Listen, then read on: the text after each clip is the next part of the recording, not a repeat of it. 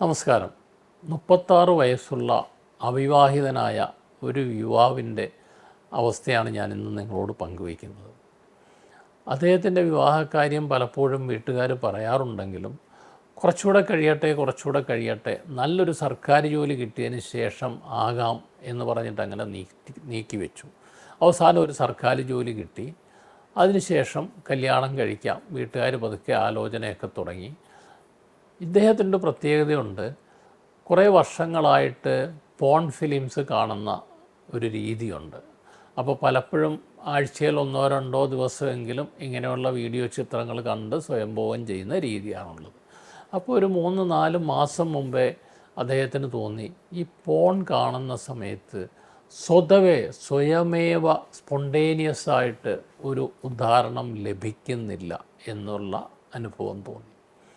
അത് വല്ലാത്തൊരു സംശയമായി. വീണ്ടും ശ്രദ്ധിച്ചു നോക്കുമ്പോൾ പോൺ കാണുമ്പോൾ നേരത്തെ തനിയെ തന്നെ ഒരു ഉദാഹരണം ഉണ്ടാകുമായിരുന്നു. ആ സ്പോണ്ടേനിയസ് ഇറക്ഷൻ ഇപ്പമില്ല. വീട്ടുകാരാണെങ്കിൽ കല്യാണം ആലോചിക്കുന്നുമുണ്ട്.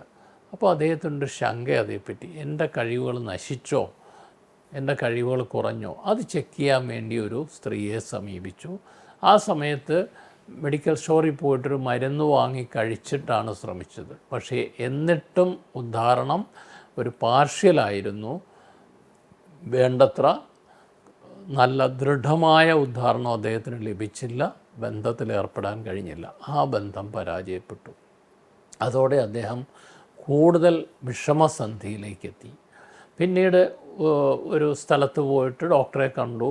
അവിടുന്ന് പല മരുന്നുകൾ 1-2 മാസങ്ങൾ കഴിച്ചിട്ടും ഇദ്ദേഹത്തിനെ സംബന്ധിച്ചിടത്തോളം തൃപ്തിയായ റിസൾട്ട് കിട്ടുന്നില്ല. അതിനിടയ്ക്ക് വേറെ ബന്ധങ്ങൾക്കൊന്നും ശ്രമിച്ചില്ല. പക്ഷേ സ്വയംഭോഗം ചെയ്ത് നോക്കും, ഇടയ്ക്കിടയ്ക്ക് സ്വയംഭോഗം ചെയ്ത് നോക്കും ബലം എങ്ങനെയുണ്ട്. ആ സമയത്തൊന്നും വേണ്ട ബലം കിട്ടിയില്ല. പിന്നെ മറ്റ് ചില PRP എന്നൊക്കെ പറയുന്ന തരത്തിലുള്ള ചില ചികിത്സകളൊക്കെ എടുത്ത് നോക്കി, എന്നിട്ടും ഗുണമുണ്ടായില്ല. അവസാനം പിന്നീട് കണ്ട ഒരു ഡോക്ടർ ഇംപ്ലാന്റ് ഓപ്പറേഷനാണ് നിർദ്ദേശിച്ചത്. നിങ്ങൾക്ക് പല മരുന്നുകൾ തന്നു നോക്കി, ഫലിച്ചില്ല. പല alternate methods of treatment, shock wave തെറാപ്പിയും PRP ഒക്കെ തന്നു നോക്കി, എന്നിട്ടും പ്രയോജനമില്ല.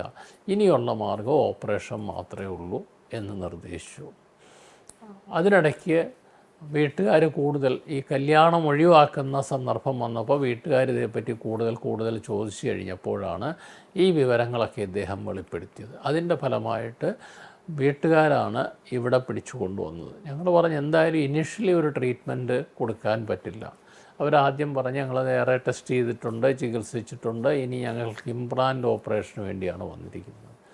അപ്പോൾ ഞങ്ങളുടെ കണ്ട എല്ലാ ഡോക്ടേഴ്സും പറഞ്ഞു സാധ്യമല്ല, ഞങ്ങളുടേതായ ഇവാലുവേഷൻ കഴിയാതൊരിക്കലും ഒരു ഇംപ്ലാന്റ് ഓപ്പറേഷൻ ചെയ്യുകയില്ല. അങ്ങനെ വേണ്ട പരിശോധനകൾ, ബ്ലഡ് ടെസ്റ്റ്, ഹോർമോൺ ടെസ്റ്റ് എല്ലാം ചെയ്തു. അതൊക്കെ നോർമലാണ്. പെനയിൽ അൾട്രാസൗണ്ട് സ്കാൻ ചെയ്തു. ആ സ്കാൻ ചെയ്തപ്പോൾ ഇദ്ദേഹത്തിൻ്റെ ഇറക്ഷൻ പെർഫെക്റ്റ്ലി നോർമലാണ്. അദ്ദേഹത്തിൻ്റെ പെനീസിലേക്കുള്ള ആർട്ടീരിയൽ ഫ്ലോ വളരെ നോർമലാണ്. ഡയസ്റ്റോളിക് വെലോസിറ്റി നോർമലാണ്.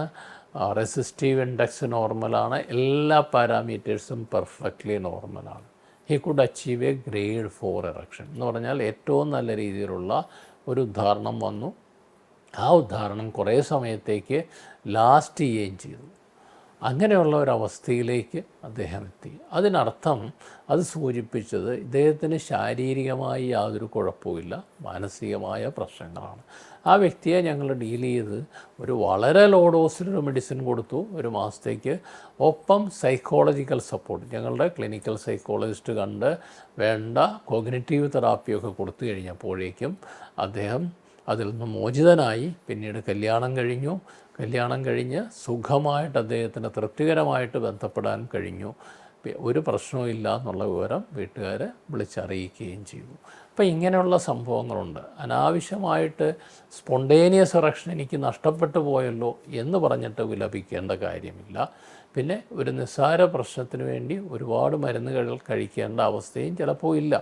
എല്ലാ പരിശോധനകളും ചെയ്ത് മരുന്നുകൾ കഴിക്കുന്നതിന് മുമ്പായിട്ട് തന്നെ പലപ്പോഴും പരിശോധന ചെയ്ത് നോക്കുന്നത് തന്നെയാണ് നല്ലത്.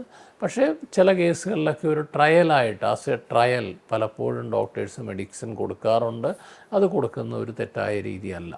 അപ്പോൾ ഒരു ഇംപ്ലാന്റ് ഓപ്പറേഷനൊക്കെ തീരുമാനിക്കുന്നതിന് മുമ്പ് അതിന് ആവശ്യമുണ്ടോ ഇല്ലയോ എന്നുള്ളത് വ്യക്തമായിട്ടുള്ള ടെസ്റ്റുകൾ നടത്തി പരിശോധന നടത്തി മനസ്സിലാക്കിയതിന് ശേഷം മാത്രമേ ഓപ്പറേഷനിലേക്ക് പോകാൻ പാടുള്ളൂ.